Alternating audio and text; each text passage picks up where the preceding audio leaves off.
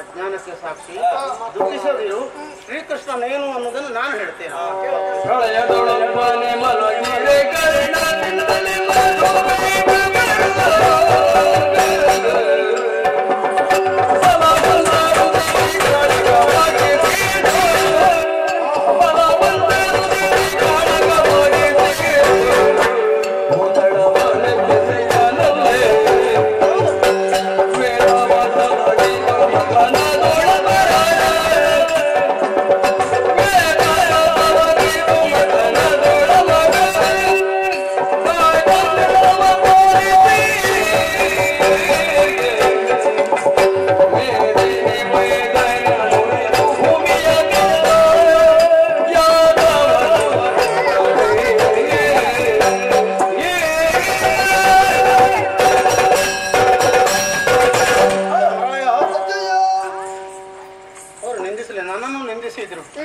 ಯೋಚಿಸಬೇಡ ನೀನು.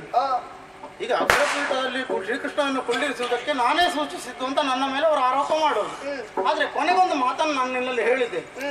ನನ್ನ ಮಾತು ಅದು ನಿನಗೆ ಸತ್ಯವಾಗದೇ ಇದ್ರೆ ಅಂಬರ ಪಥದಲ್ಲಿ ನಾರದರಿದ್ದಾರೆ, ಸಭೆಯಲ್ಲಿ ಧೌಮ್ಯರಿದ್ದಾರೆ, ಅವರಲ್ಲಿ ಕೇಳು ಅಂತ ನಿನ್ನಲ್ಲಿ ಹೇಳಿದೆ. ಆಗ ನಾರದರು ಅಲ್ಲಿಂದಲೇ ಅಸ್ತು ಅಂತ ಹೇಳಿದ್ರು. ಧೌಮ್ಯರು ಭೀಷ್ಮನು ಸರಿಯಾದವನ್ನೇ ಆಡಿದ್ದಾನೆ ಧರ್ಮರಾಯ, ಅಂತೇ ನಡೆ ಎನ್ನುವ ಸೂಚನೆ ಕೊಟ್ಟರು. ಹಾಗಿದ್ರೆ ನನ್ನನ್ನೇ ಯಾಕೆ ಆಕ್ಷೇಪಿಸಿದವರು ನಾರದರನ್ನು ಧೌಮ್ಯರನ್ನು ಯಾಕೆ ಆಕ್ಷೇಪಿಸುವುದಿಲ್ಲ? ಅದೊಂದು ಪ್ರಶ್ನೆಯಾಗಿ ಉಳಿಯೋದಿಲ್ವ ಹೇಳು. ನಾನು ಮಾತನಾಡೋದಿಲ್ಲ, ಹಾಗಾಗಿ ಆಕ್ಷೇಪಿಸ್ತಾರೆ. ನೀನೇನು ಯೋಚಿಸಬೇಡ, ದೇವರ ಬಗ್ಗೆ ಅವರಿಗೆ ಗೊತ್ತಿಲ್ಲ, ಹಾಗಾಗಿ ನಿಂದಿಸ್ತಾರೆ ಅಷ್ಟೇ. ಇವರೇನು ಅನ್ನೋದನ್ನು ನಿನಗೆ ನಾನು ಹೇಳ್ತೇನೆಪ್ಪ. ಇವ ವೈಕುಂಠ ವಾಸಿಯಂತಹ ಶ್ರೀಮನ್ನಾರಾಯಣನೇ ಹೌದು. ಯಾತು ದಾನವ ವೈರಿ ಎಲ್ಲರೂ ಕೊಂಡಾಡೋದು ಇವನನ್ನು. ಯಾತು ಎನ್ನುವ ಧಾತುವಿನಿಂದ ಜಾದು ಎನ್ನುವ ಶಬ್ದ ಹುಟ್ಟಿಕೊಂಡದ್ದು. ಜಾದು ಮಾಡುವ ಕಾರಣ ದಾನವರಿಗೆ ಯಾತು ದಾನವರು ಎನ್ನುವ ಹೆಸರು. ಜಾದು ಮಾಡುವ ದಾನವರನ್ನೇ ನಗು ನಗುತ್ತಾ ಇವ ಸಂಹರಿಸ್ತಾನೆ ಅಂತ ಆದ್ರೆ ಇವನಂತಹ ದೊಡ್ಡ ಜಾದುಗಾರ ಹೇಳು.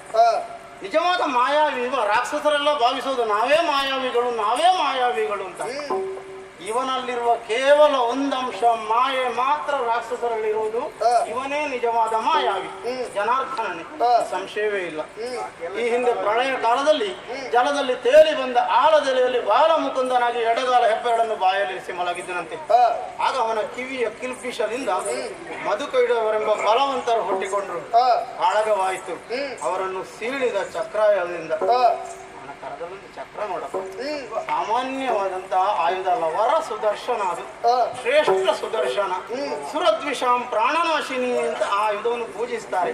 ಸುರರಿಗೆ ಯಾರು ವಿಷವಾಗಿ ಪರಿಣಮಿಸ್ತಾರೋ ಅವರ ಪ್ರಾಣವನ್ನೇ ನಾಶ ಮಾಡುವ ಕಾರಣ ಸುರದ್ವಿಷಾಂ ಪ್ರಾಣ ಅವನನ್ನು ಪೂಜಿಸುವುದು. ಚಕ್ರದಿಂದ ಮಧುಕೈಡವರನ್ನು ಕರೆದ ಅವರ ಮೇಧಸ್ಸನ್ನು ಜಲದಿಯಲ್ಲಿ ಹರಡಿ ಮೇದಿನಿ ನಿರ್ಮಾಣ ಮಾಡಿದ. ಹಾಗಿದ್ರೆ ಧರಣಿಪನ ಅನ್ನುವಂತಹ ಪ್ರಶ್ನೆ ಕೇಳಿದ್ರು ಅವರು. ಧರಣಿಯನ್ನು ನಿರ್ಮಿಸಿದವನಪ್ಪ ಇವ, ಧರಣ ಅಲ್ವಾ? ಹಾಗಾಗ್ತದೆ. ಆಮೇಲೆ ನಿನಗೆ ಕೂತ್ಕೊಳ್ಬಹುದಲ್ಲ, ಅವರಿಗೆ ಕೂತ್ಕೊಳ್ಬಹುದಲ್ಲ, ಹೀಗಿಂತ ಪ್ರಶ್ನೆಗಳು ಬಂತು ತುಂಬಾ. ಈಗ ದ್ರುಪದನಿಗೆ ಕೊಟ್ಟಿದ್ರೆ ಹೆಣ್ಣು ಕೊಟ್ಟ ಮಾವನನ್ನು ಎತ್ತರದಲ್ಲಿ ಕೂತ್ಕೊಳಿಸಿದ್ರು ಅಂತ ಅವರೇ ಆರೋಪ ಮಾಡ್ತಾರೆ. ಹಾಗಾಗಿ ಅವನಿಗೆ ಕೊಡೋದಕ್ಕಾಗುವುದಿಲ್ಲ. ನನಗೆ ಕೂತ್ಕೊಳ್ಬಹುದು ಅಂತ. ನನ್ನ ಮನೆಯಲ್ಲಿ ಅತಿಥಿಗಳನ್ನು ಕೆಳಗೆ ಕುಳ್ಳಿರಿಸಿ ನಾನು ಎತ್ತರದಲ್ಲಿ ಕುಳಿತುಕೊಳ್ಳೋದು ಎಷ್ಟು ನ್ಯಾಯ ಗೌರವ ಅಲ್ಲ, ಕ್ರಮ ಇಲ್ಲ ಅಂತ. ಆ ತಪ್ಪಿದ ಕ್ರಮಕ್ಕೆ ನಾವು ಹೋಗಲಾರೇವು ಯಾವತ್ತು ಅಲ್ವಾ? ಆಮೇಲೆ ಕೌರವನು ಮನೆ ನಮ್ಮ ಮನೆ ಹುಡುಗನು, ಅವನನ್ನ ಎತ್ತರದಲ್ಲಿ ಕೂತ್ಕೊಳಿಸೋದು ಹೇಗೆ ನಾವು? ಹಾಗೆಂತ ಸಭೆಯಲ್ಲಿ ಇದ್ದವರೆಲ್ಲ ಪರಿಪೂರ್ಣರು ಅಂತಲ್ಲ, ಒಬ್ಬೊಬ್ಬರಲ್ಲಿ ಒಂದೊಂದು ಕೊರತೆ ಇದೆ ಮನುಷ್ಯನಾಗಿ ಹುಟ್ಟಿದ ಮೇಲೆ. ಹಾಗಿದ್ರೆ ಪರಿಪೂರ್ಣ ಯಾರು? ದೇವರು, ವೈಕುಂಠವಾಸಿ ಅಂತ ಶ್ರೀಮನ್ನಾರಾಯಣ. ಅಂತೂ ಮೇದಿನಿ ನಿರ್ಮಾಣ ಮಾಡಿದ ಮೇಲೆ ಭೂಮಿಯಲ್ಲಿ ದುಷ್ಟರು ಹುಟ್ಟಿಕೊಂಡ್ರು. ಅವರನ್ನು ಸಂಹರಿಸುವುದಕ್ಕೆ, ದುಷ್ಟ ಮತನವೆಂಬ ಕಾಯಕವನ್ನು ನಡೆಸುವುದಕ್ಕೆ ನಾರಾಯಣ ಬೇರೆ ಬೇರೆ ಅವತಾರಗಳನ್ನೆತ್ತಿದ ಕಥೆಯೂ ನಿನಗೆ ಗೊತ್ತಿದೆ. ಸಿದ್ದೇಶ್ವರಿಯನ್ನು ಕೊಲಿಸಿ ಮಾಯಾವಿದ್ಯೆಗಳನ್ನು ಕಲಿತು ಪ್ರಪಂಚವನ್ನೇ ಸ್ತಂಭಿಸಿ ಬ್ರಹ್ಮನ ಕಿವಿಯ ಮೂಲಕ ಉದರವನ್ನು ಹೊಕ್ಕು ವೇದಗಳನ್ನು, ಆಗಮ ನಿಗಮ ಉಪನಿಷತ್ತುಗಳನ್ನು, ಕುಂಬಿನಿಯ ಸರ್ವ ಧಾತುಗಳನ್ನು ಕದ್ದೊಯ್ದು ಸಮುದ್ರದಲ್ಲಿ ಅಡಗಿದಂತಹ ತಮನನ್ನು ಕೊಲ್ಲುವುದಕ್ಕೆ ಮತ್ಸ್ಯಾವತಾರಿಯಾದ. ಭೂದೇವಿಯನ್ನು ಬಿಡಿಸಿದಂತಹ ಹಿರಣ್ಯಾಕ್ಷರನ್ನು ಕೊಲ್ಲುವುದಕ್ಕೆ ಶ್ವೇತ ವರಾಹನಾದ.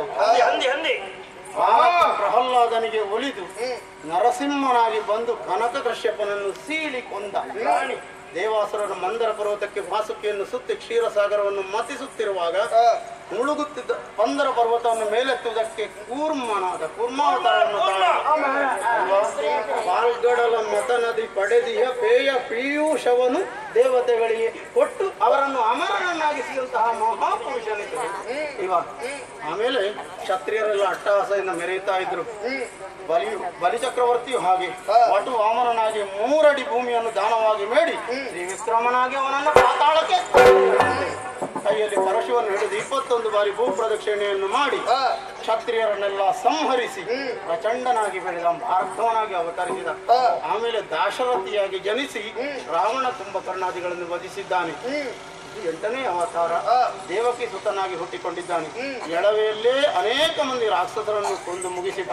ತಂದೆ ಉಗ್ರಸೇನನ್ನು ಸೆರೆಮನೆಯಲ್ಲಿರಿಸಿ ಅಟ್ಟಹಾಸದಿಂದ ಮೆರೆಯುತ್ತಿರುವ ಮಧುರಾ ಮಹೀಂದ್ರ ಕಂಸ ಸೋದರ ಮಾವನಾದರೂ ಅವನನ್ನು ಕೊಟ್ಟು ಭೂಭಾರವನ್ನು ಇಡುತ್ತಿದ್ದಾನೆ. ಬಾಣಾಸುರನ 1000 ತೋಳುಗಳನ್ನು ಕತ್ತರಿಸಿ ಅವನ ಗರ್ವಾಪಹಾರವನ್ನು ಮಾಡಿದ್ದಾನೆ. ಎಲ್ಲ ವಿಚಾರದಲ್ಲಿಯೂ ಪರಿಪೂರ್ಣನಿದ್ದಾನೆ. ಹಿರಿಯತನದಲ್ಲಿ ನೋಡಿ ಸರಸಿಜೋದ್ಭವನಾಗಿ, ಹಿರಿಯತನದಲ್ಲಿ ನೋಡಿ ಶ್ರೀಕಾಂತನೀತ, ದೊರೆತನದಲ್ಲಿ ನೋಡಿ ಧರಣಿ ದೇವಿಗೆ ರಮಣ, ಗುರುತನದಲ್ಲಿ ನೋಡಿ ಜಗದಾದಿ ಗುರು, ರೂಪದಲ್ಲಿ ನೋಡಿ ಲೋಕ ಮೋಹಕನೀಸ. ಇವನ ಮಹಿಮೆಯನ್ನು ದಿವ್ಯತೆಯನ್ನು ಬಣ್ಣಿಸೋದಕ್ಕೆ 1000 ನಾಲಿಗೆಯುಳ್ಳ ಆದಿಶೇಷನಿಗೂ ಸಾಧ್ಯವಾಗಲಾರದಪ್ಪ. ಅವರು ನಿಂದಿಸ್ತಾರಂತ ನಾವೇಕೆ ನೊಂದುಕೊಳ್ಬೇಕು? ಅವನ ಅನುಗ್ರಹ ನಮ್ಮ ಮೇಲೆ ಇದ್ದೀತು.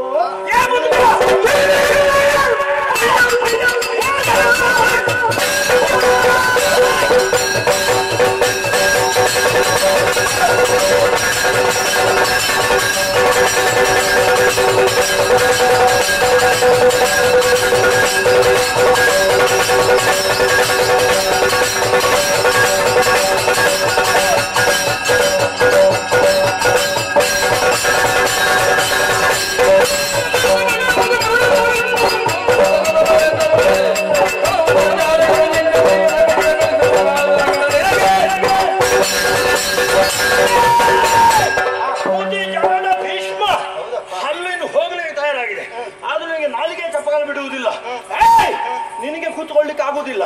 ನೀನು ಮನೆಯವಲ್ವಾ? ಮತ್ತೆ ಇವ ಯಾರು ನನಗೆ ಗೊತ್ತಿಲ್ಲ ಅಂತ ತಿಳ್ಕೊಂಡಿದ್ಯಾ? ಇವರ ಅತ್ತೆ ಮಗ, ಅವನಿಗೆ ಆಗ್ತದ ಪೀಠ? ಹೋಗಲಿ. ಇವನ ಹಣೆ ಬರ ನಮಗೆ ಗೊತ್ತಿಲ್ವಾ?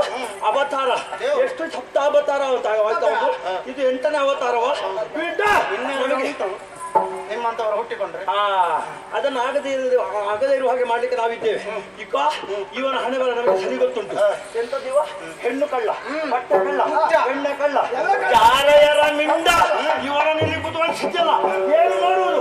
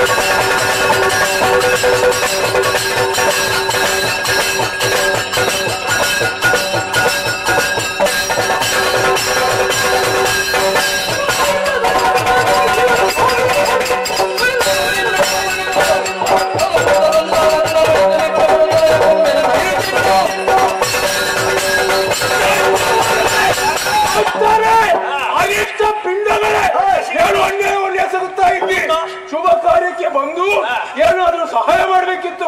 ಅದನ್ನು ಬಿಟ್ಟು ಅಜ್ಜನಿಗೆ ನಮ್ಮ ದೇವನಿಗೆ ನಿಲ್ಲಿಸ್ತಾ ಇದ್ದೀರಾ?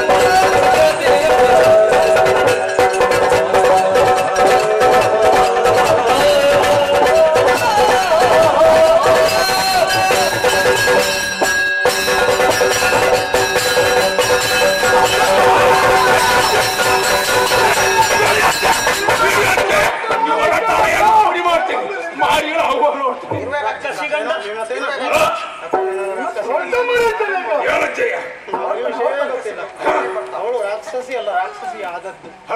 ಕಮಲಪಾಲಿಕ ಎನ್ನುವ ಅಪ್ಸರೆ ಶಾಪಗ್ರಸ್ತೆಯಾಗಿ ಭೂಮಿಗೆ ಬಂದವಳು.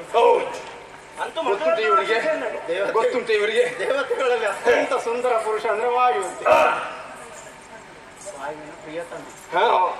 ಹಾಗೆ ದಿನ ವಾಯುವನ್ನೇ ಸೇವಿಸುವುದಕ್ಕೆ ಹೊರಡ್ತಾಳೆ ಅಂತ ಉಳಿದ ದೇವತೆಗಳಿಗೆಲ್ಲ ಸಿಟ್ಟಾಗಿ ರಾಕ್ಷಸಿ ಆಗುವಂತ ಶಪಿಸಿದ್ರು.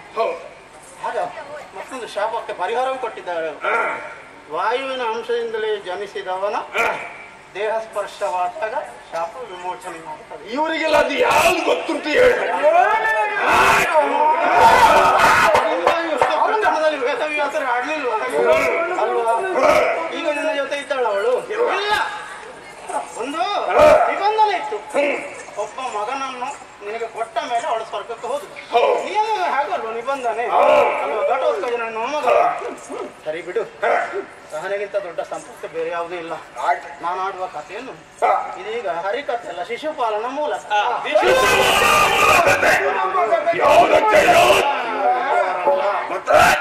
ಅನ್ಯಕ್ಷೇತ್ರದಲ್ಲಿ ಮಾಡಿದ ಪಾಪ ಪುಣ್ಯಕ್ಷೇತ್ರವನ್ನು ಸೇರಿಕೊಂಡಾಗ ಪರಿಹಾರವಾಗ್ತದೆ. ಆದ್ರೆ ಪುಣ್ಯಕ್ಷೇತ್ರದಲ್ಲೇ ಇದ್ದು ಯಾರು ಪಾಪ ಮಾಡ್ತಾರೋ ಯಾವತ್ತು ವಜ್ರ ಲೇಪವಾಗಿ. ನಿಮ್ಮದು ಹಾಗೆ ಈಗ. ಹೌದು, ಇವರು ಪರಮ ಪವನವಾದ ವೈಕುಂಠದವರು. ನಾವು ಇಲ್ಲೇ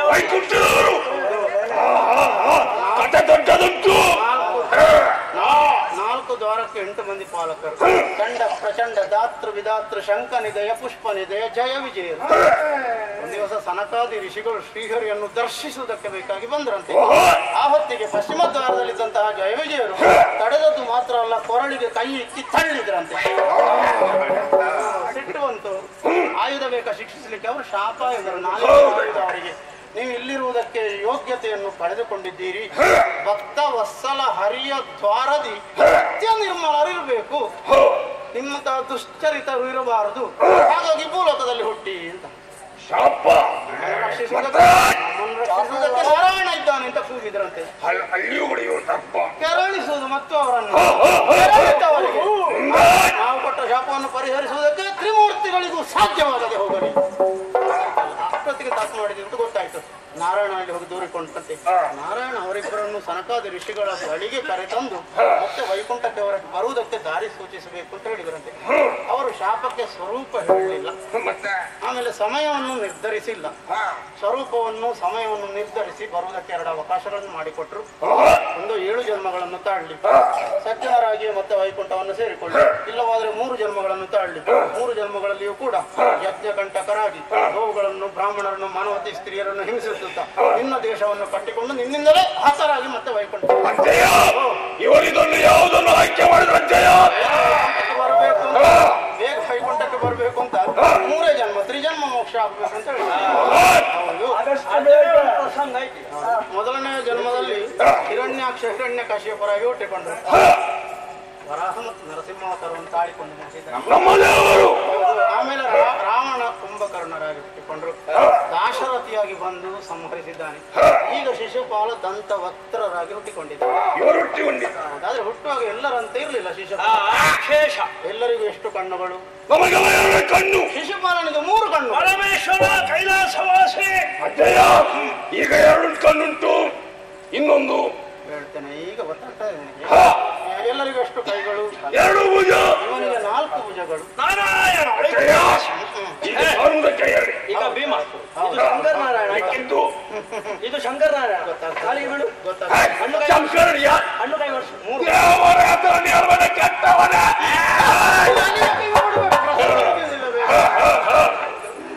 ಕಣ್ಣು ಅಂತ ಹೇಳುದು.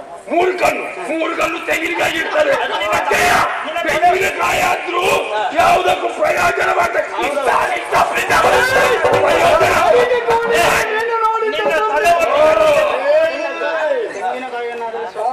ಪ್ರಯೋಜನಕ್ಕೆ ಇವರು ಸ್ವಸ್ಥವನ್ನೇ ಯಾವುದೂ ಇಲ್ಲ ಇವರಿಗೆ ಅಲ್ವಾ?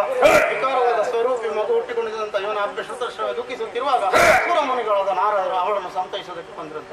ಹೌದು, ಎಲ್ಲರೂ ಭಯಗೊಂಡಿದ್ದರಂತೆ. ವಿಕಾರವಾಗಿ ರಚಿದ್ದ ಇವಾಗ ನೋಡಿದ್ರೆ ಗೊತ್ತಾಗಲು ಅಜ್ಜಯ್ಯ ಸರ ಎಣಿಸ್ಬೇಡ, ಆಗ್ಲಿಕ್ಕಿಲ್ಲ. ಇದು ಬೀಳುವ ಸರ ಅಲ್ಲ. ಇವರು ಏನಿಸಿದ್ರೆ ಮತ್ತೆ ನಾಳೆಗೆ ಅಂತ ಗೊತ್ತಾಗೋದು. ಧೈರ್ಯದ ಮಾತು ಹೇಳಿದ್ರಂತೆ. ಏನು